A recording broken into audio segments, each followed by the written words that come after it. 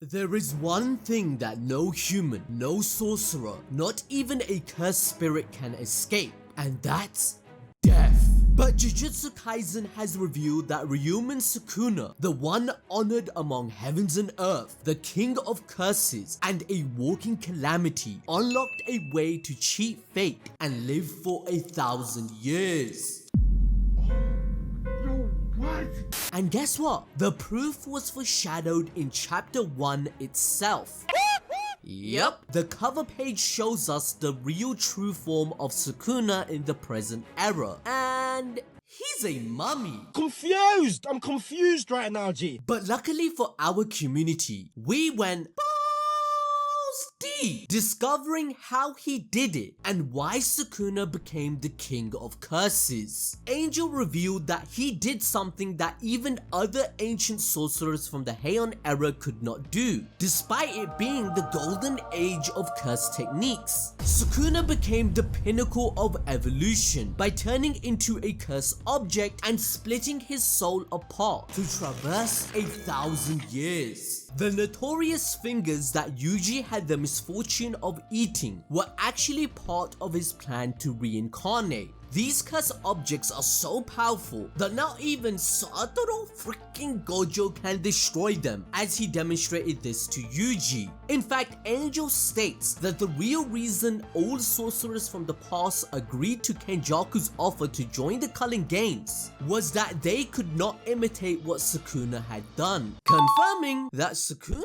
is just built different. You're goddamn right. He experienced a natural death once, but his fingers were distributed, allowing him to change vessels, which sorcerers like Angel are unable to do. More specifically, Kenjaku informed us that Sukuna can choose his vessel in chapter 55. This ability is extraordinary because it meant he could reincarnate in any way he preferred. In fact, in chapter 1, Sukuna mentions that human flesh feels the best, implying that he had lived in the body of cursed spirits since over 1,000 years. Many different curses and vessels must have been consuming his fingers. The evidence is in chapter 58, as we had witnessed a cursed spirit had done so. But it was not until chapter 212 that Sukuna demonstrated this skill to its highest degree, when he utilized the chaos Yoruzu ensued to take over Megumi's body. He did this by converging his soul into a single finger and transferring it into him, thus accomplishing a task he had planned since chapter 9. It was a gamble on Sukuna's part due to the conditions of the binding vow with Yuji, but since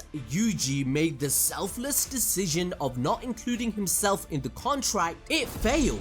This is juxtaposed to Sukuna's individualism shining through, because if Yuji had taken the most selfish route and thought of this loophole in their contract, nothing would have gone wrong, therefore highlighting the imperative of choices sorcerers make in their lives that can ripple into a wider societal effect for either good or bad outcomes, as life itself is a gamble, which Kenjaku himself mentioned in chapter 222, that he detests humans that do not take action when death is staring back at them. The fact that Sukuna's devoted servant Uraume was aware of the precise steps required to carry out his plan, which involves the bath ritual, it supports his devious nature. It is a Kodaku ritual to turn objects into cursed tools by submerging them in pure cursed energy with the marination of various organisms for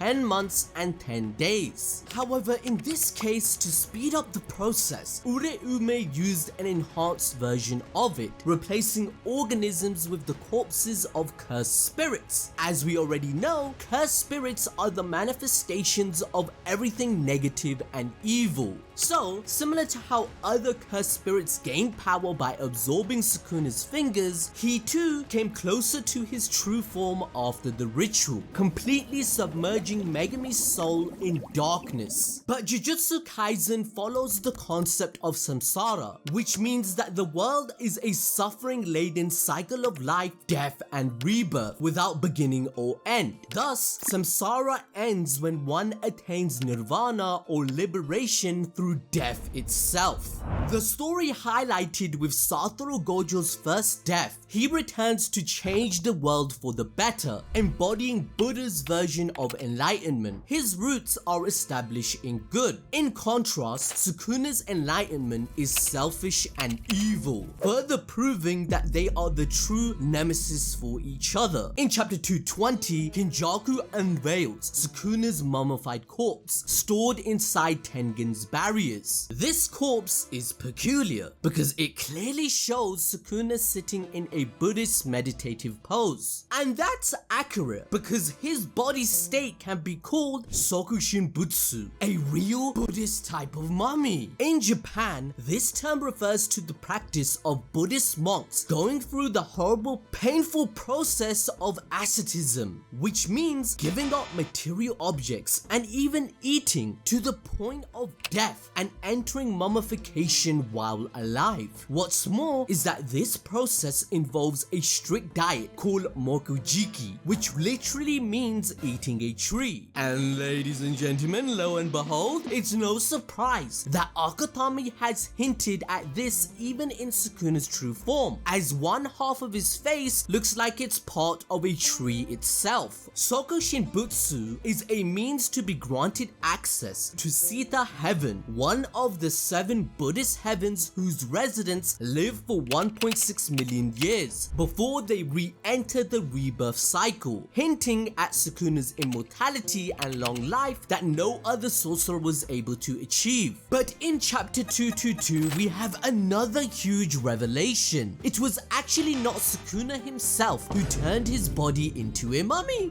Sukuna states that it was Tengen in the Heian era who did this and calls it an irony. Now remember guys, it is stated explicitly that the sorcerers of that era never defeated him, meaning instead he died of natural causes. Master Tengen preserved his body and made sure it also survived 1,000 years, which is why the body was inside her barriers, and Kenjaku asked her if removing it would have any impact on them. It makes a lot more sense seeing how it was Master Tengen who spread Japanese Buddhism and preached the moral foundation of Jujutsu sorcerers in the Nara period, which was 1200 years ago, predating even Sukuna himself, therefore allowing Tengen to be more than knowledgeable about this process. This once again highlights the fact that there's an even deeper connection between the sorcerers from the Heian era, specifically Kenjaku, Tengen, and Sukuna. Now, since Sukuna's immortality is something that Heian era sorcerers couldn't replicate, it's obvious that with the star plasma vessel limitation on Tengen, she couldn't do what Sukuna did either. She couldn't choose her own vessel, which means that she preserved this body to study him. This is why Kenjaku called out her imitation of Sukuna, and why she looks so similar to him in chapter 208. However, things will change in the modern era, since Gege references Shakespeare's Hamlet in 222, where Sukuna looks at his own skull in irony. According to this scene, the paths of glory lead but to the grave.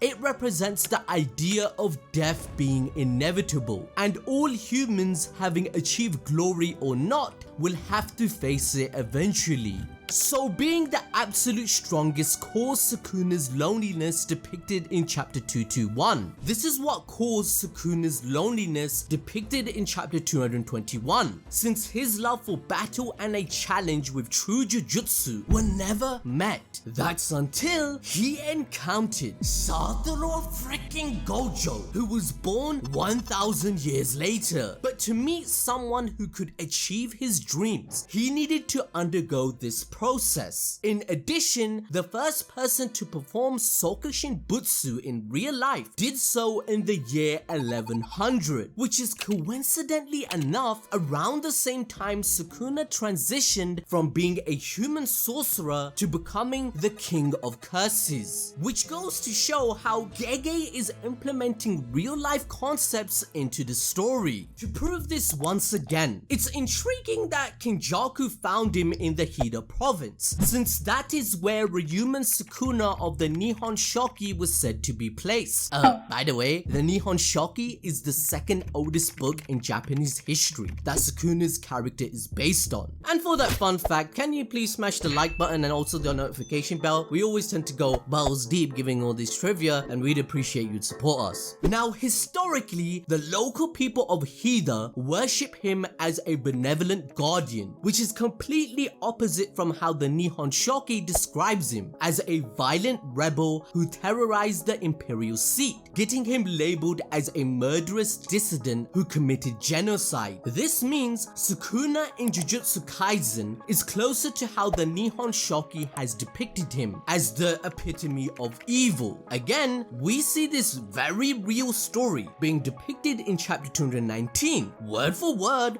bar for bar. The people of the Heian era feared Sukuna so much they worshipped him as a deity, despite considering him to be a monster in order to curry his favor. But even if Sukuna was known to commit atrocities and violence, such as killing all the generals of the Fujiwara, he was offered prayers to receive a good crop. Akatami, the creator of Jujutsu Kaisen, stated that Sukuna was more like a calamity even when he was a human sorcerer, so he had no shred of humanity in him from the very beginning, something that was intentional. If you didn't notice, Sukuna doesn't identify as a petty curse, nor as a measly human. He believes that he is beyond all life forms, like a god. According to Sukuna, curses are insects, and he even informs Jogo in chapter 116 that it was foolish for him to desire to become human and flock together without the hunger to reach the heights of Gojo. So despite being called the king of curses, his word choice clearly shows he finds it abhorrent that he's in the same category as cursed spirits. To him, even the fact that Jogo and his allies compare themselves to humans is pathetic, as he is just in his own league. He reiterates the same superiority to Yuji in chapter 214, asking him why humans are so pitifully weak yet cling to life, wishing to be happy. They should simply,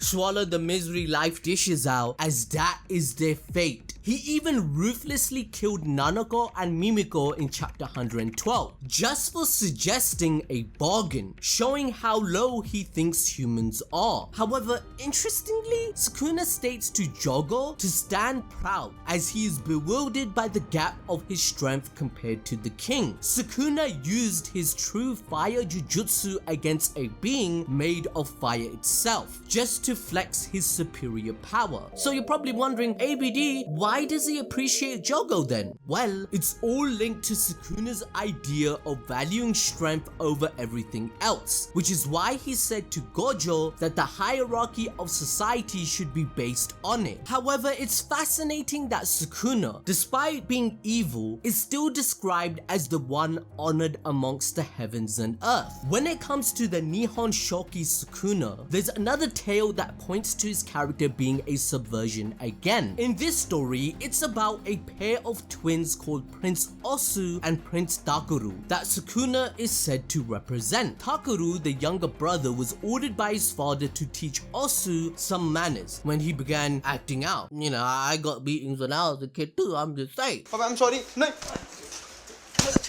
However, even the king feared Takuru's bad temperament, and for good reason, because instead of simply teaching his brother, Takuru ended up killing Osu. This leads us to the theory that Sukuna also had a twin, or a brother that he either killed, absorbed in the womb, or even ate, which leads to his evolution and making him a natural calamity even in his human form. Having a twin is a major problem problem for the jujutsu growth of both siblings, as we witnessed this with Mai and Maki. So if Sukuna also had a twin who was impeding his growth, it wouldn't be out of character for him to kill that person. This also explains why he has such great power, multiple arms, and an unsettling desire for human flesh, which by the way he just did recently against Angel eating half her body. However, this can also explain Sukuna's loneliness that Yorozu noticed. In a bid for more power and for his selfish ideals, Sukuna consumed his own brother, the only person who had loved and supported him against all odds. From chapter 1, Jujutsu Kaisen is displaying how far one would go for love and protecting those they cherish. But Sukuna's actions and philosophy is a great parallel and contrast to Yuji in the storytelling. Whilst Yuji started off with nothing, he gained friends and allies that care about him and vice versa. However, Sukuna lost his only chance at unconditional love as a curse in exchange for evil enlightenment, which links back to Gojo's theory that love is the most twisted curse of all. This basically took away a part of him, as holistically looking back, the theme of the story has always been that the soul and body exists as one in the world. Since Sukuna found a way to split his soul and meddle around with it, it could have made him lose his humanity and values, as Mahito also stated that the shape of the soul affects the shape of the body. This is similar to how Master Tengen also knew about the way to end the games before it even started, but she let it happen and took the gamble. Her choice led to deaths of many strong allies of Gojo and risked the balance of the whole world, showing that she lost her humanity by prolonging her life. The sad thing is, Itadori had the unique ability to take over his body and control it, but Megumi, he doesn't, which can only mean one thing: pure chaos. The fight is set for December 24th against Satoru Gojo. So to continue enjoying more peak fiction and learn every single secret about their fight across the entire manga in this video on your screen right now.